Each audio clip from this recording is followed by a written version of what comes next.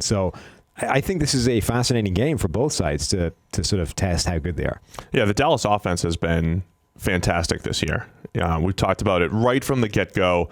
Dak looked a little bit different. He's been a little bit more efficient. Kellen Moore is making all the right moves. And I still think, they're calling plays in a way that, we would suggest you call plays. Pass when they think you're going to run when they think you're going to pass. Sounds simple, right? Dallas is doing a really nice job of that. The pass game is extremely efficient. Amari Cooper has been fantastic. We've seen great play from Michael Gallup in spurts. I mean, there's a lot to like about Dallas. I just think you're looking at a team that's 6-4 and easily could be 8-2. How's our financial plan coming? Super!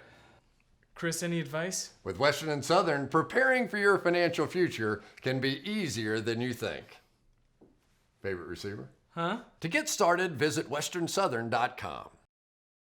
All right, some of the big games this weekend, some great matchups, starting with the Dallas Cowboys traveling to New England.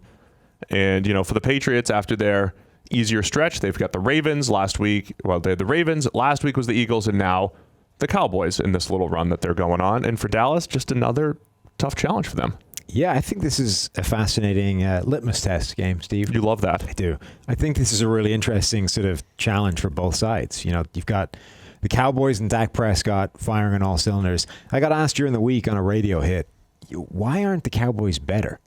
Like, everything is good. Everything's grading well. The Dak Prescott is having a legitimate MVP caliber season. The offensive line is good. There's talent on the defensive front. The back seven is good. Like, why are they not better than they've shown so far? And honestly, it's kind of tricky to identify that. I think it's because, other than the Jets game, yes, which was just one of the biggest anomalies of the season. Throw that out. What else you got? It's just a difficult NFC. I mean, they lost to the Saints, thing, right? The Packers. Sorry, and the Vikings. I interrupted you. That was you're good. I mean, if you had an answer, I was willing to hear it. Your answer was effectively the same as mine, which is, this is a game where a few plays here and there can swing outcomes, right? Fine line. And ultimately, the Cowboys, who just had a few too many plays, land on the wrong side, and they haven't won as many games as maybe they should have. I mean, the Vikings game is a perfect example, right? Yeah. Dallas, that game came down to a couple plays here or there. Dallas could easily have knocked off the Minnesota Vikings. That game alone probably changes the conversation about both those teams, right? Yeah. So then they've just had a few of those. Now, admittedly, there's also the Jets game where you're like, I don't even know what happened there. That was just strange. But I think ultimately Dallas could be a better team than they are right now in terms of record, at which point this becomes quite a fascinating encounter because the Patriots are clearly not as good as they were or as they looked earlier in the season when their schedule was absurdly easy. Right. We've seen them play better teams and relatively struggle. You can make the case that they could and should have lost to the Eagles a week ago. They did get beat up by the Ravens. Dallas is good enough to cause the Patriots problems. Their offense is good enough to challenge that New England defense, which is really good, but again, not as good as it looked earlier in the season. So I think this is a fascinating game for both sides to sort of test how good they are. Yeah, the Dallas offense has been fantastic this year. We've talked about it right from the get-go. Dak looked a little bit different. He's been a little bit more efficient. Kellen Moore is making all the right moves. And I still think, they're calling plays in a way that, we would suggest you call plays. Pass when they think you're going to run when they think you're going to pass. Sounds simple, right? Dallas is doing a really nice job of that. The pass game is extremely efficient. Amari Cooper has been fantastic. We've seen great play from Michael Gallup in spurts. I mean, there's a lot to like about Dallas. I just think you're looking at a team that's 6-4 and easily could be 8-2. That, by the way, is one of the best sort of matchups within the matchup. The Dallas wide receivers against the Patriots defensive backs. For sure. Those guys collectively, the Patriots defensive backs collectively are putting up insane numbers in terms of like passer rating against, all that kind of stuff. We talked about who covers Amari Cooper. Darius Slay was able to do a reasonable good job a week ago with the Lions. Gilmore is capable of doing that. Then you have Gallup going up against the non-Gilmore players of that secondary. Right. We've talked about Randall Cobb has been able to carve out a pretty good role as the third guy inside. So I think that's a really good matchup of sort of unit versus unit, strength on strength. I also look at this Dallas defense, and remember late last year they had a great game against the Saints and shut them down. I mean, they've got some peak games where they play really well. Yeah. But again, it's kind of like the nature of defense. You can't bank on that every single week. I think that's the Cowboys this year, right? They've got a bunch of good players. They've got those athletic linebackers who aren't playing at the same level as they were last year. So, they're one of those defenses that's good on paper, but you're not saying, okay, this team is, like last year's Bears or anything like that, right? They're not or with the way the Patriots have played to this point this year, they're not a team that's just going to go out there week after week and put up dominant performances, but they're capable. And you've got guys like Malik Collins with a breakout year with 36 pressures. Robert Quinn has 8 sacks by our numbers. I don't know what the NFL has. So that's interesting. Is Isaiah Wynn going to get thrown straight back in there? And Isaiah Wynn's been activated. if he is, that's quite the baptism of fire. You have to deal with a guy who's pretty productive right now. Yeah, Robert Quinn and his speed. The Cowboys have 3 guys graded between 73 and 81 from a pass rushing standpoint. Quinn, DeMarcus Lawrence, and Malik Collins, who, again, we said is, much like he did at Nebraska, started his career slow, but then looks good at Nebraska, at least years 3, toward the end of his career. So he's doing a nice job there for Dallas. I think from a New England standpoint, they are still just trying to figure things out offensively. Yeah. Did you write the definitive Brady's declined piece yet? Yeah, but it was back in 2014. You just going to dust it off?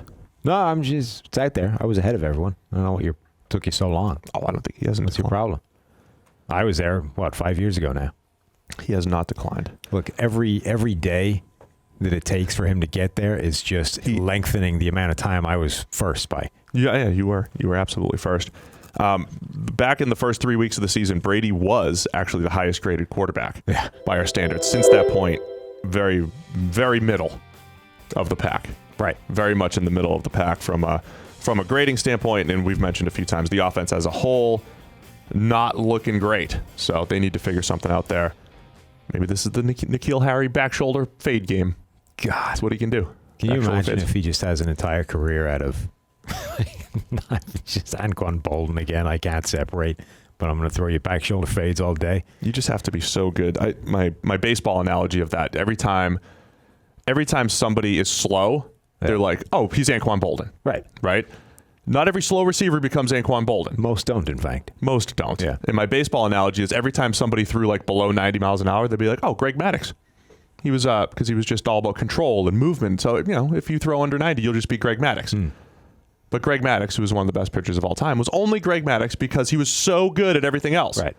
Bolden could only be Bolden because he was so good at contested catches and having a feel for getting open in versus zones and everything else that he did, yards after the catch, right? It's not like it's impossible to do that. It's just really hard. You just have to, the rest of your game just has to be so good. And as I said, it's back to that old adage, right? If that's the first thing you're telling me about a guy, that's really concerning. It's not that it's impossible for that to be the first thing you're telling me about a guy and that guy really good, but the chances of that happening are so much smaller than they are if the first thing you're telling me about a guy is he gets wide the hell open every single snap.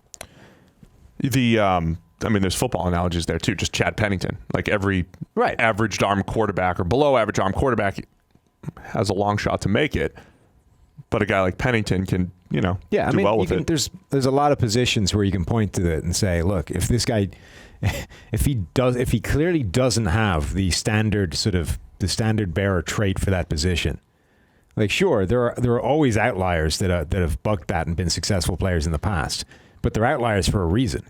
Like, they're not typically successful, and if he's going to be the second coming of that guy, he had better be really, really good at the things that make up for the fact that he can't do whatever it is he can't do. In N'Keal Harry's case, he really can't separate. Like, really bad at it. Like, Laquan Treadwell couldn't separate either, right? And Laquan Treadwell, it turns out, is not good enough at any of the other things. He wasn't good at, to overcome catches that. or anything, yeah. Now, N'Keal Harry was really good in college at contested catches. He was also really good after the catch. And there are ways of scheming a guy open, even if he can't separate one-on-one. So it's not like there's no shot of this guy being good. It's just that you have to work with it, right? There's also some routes, like, you don't have to separate a ton on slants. You just have to get... You do, but you need the right coverage. So the one that happened last week, right, is he runs a slant against off coverage. Oh, yeah, then you're fine. Right. It's easy, right? Whereas if they're playing man coverage, press man on the outside, You need more than that. You need at least like half a step, but you can kind of use your body a little bit. I mean, there's ways around that. And if you have a guy that can't really separate, you don't want to just throw him out there and say, hey, go win one-on-one. You move him around and That's you what do I'm different saying. things. So right? you can work with it, but it's something you need to be aware of and acknowledge, right? Yeah. You can't just sort of put your head in the sand and say, no, he can separate. I've seen it happen once. Yeah. Like, look, hey, he can't separate. That's a major red mark against, or major black mark or red flag, whichever you want, against him. That's not to say that he can't be successful, but it does determine the pathway that success needs to come by. Just to wrap up on this game, I had a tweet powered by our friends over at AWS this week, Sam, as I was doing my research for, I'm just going to name drop everything, an ESPN article, a bunch of QB superlatives over at ESPN, part of your ESPN Plus package. How's that? That's nice. Dak Prescott on first reads this year, and the way we define this is quarterback gets to the top of the drop and we'll tell you which side of the field he starts his read on, right? And if he stays there, it could be curl flat, it could be slant flat. If he throws one of them, we'll say, hey, he hit his first read. Dak Prescott's PFF grade has gone from 72, which ranked like 21st, 22nd last year, to 90, the number one grade in the NFL. So on first read throws. And I think that is one example of where the Kellen Moore difference has been made, plus receivers and their ability to get open. So we also use the term look for that because read. Yeah, when we say read, it's really look. So on first look, so he's looking to the left side of the field. There's multiple receivers there. If he chooses one of them, we'll say that's the first read or the first look that he's sticking with. So good number. Yeah, I think it is a good number. I think it's showing how they're scheming it up over in Dallas. I'm taking New England, as are you. The only person not... Did I say New England? We're both taking New England. The only person taking... No, there's a couple taking Dallas. Bruce and Austin. Austin's still propping up the table. You want to get rid of me and get back to more great PFF YouTube content? All you have to do is push that button right there and subscribe. Thanks for watching.